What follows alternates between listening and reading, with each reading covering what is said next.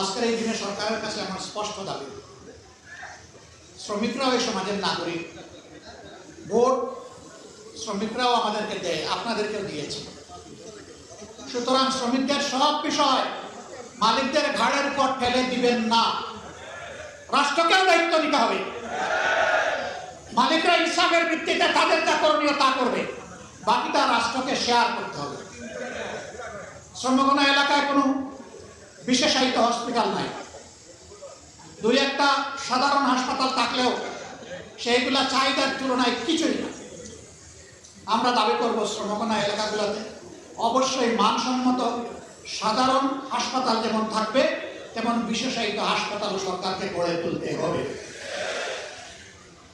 এবং শ্রমিকদের চিকিৎসা সঙ্গতভাবে এর ব্যয়ভার সরকার এবং মালিক পক্ষকে শেয়ার করে বহন করতে হবে। কারণ শ্রমিকদেরকে যা বেতন ভাতা দেওয়া হয় তা দিয়ে পেটের জোগানি হয় না, চিকিৎসার খরচ বাঁচাবে করতে। পাশাপাশি শ্রমিকদের সন্তানদেরকে মানুষ করার শিক্ষিত নাগরিক হিসেবে গড়ে তোলার দায়িত্ব পরিপূর্ণভাবে শুধু সরকারকেই নিতে হবে।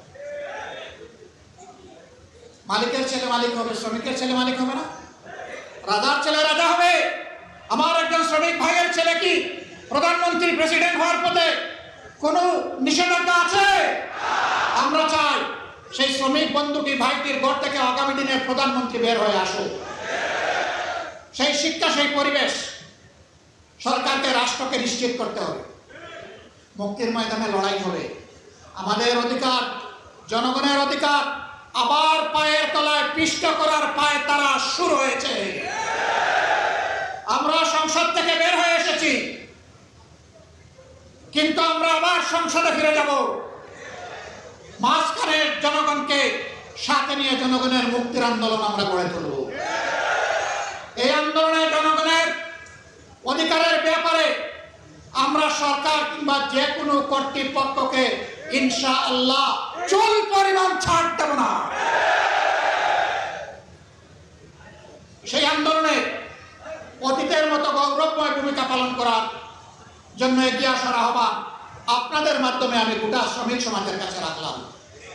ইনশাআল্লাহ মুক্তির ময়দানে, আন্দোলনে, জনগণের মুক্তির লড়াইয়ে আবার দেখা হবে রাজপথে।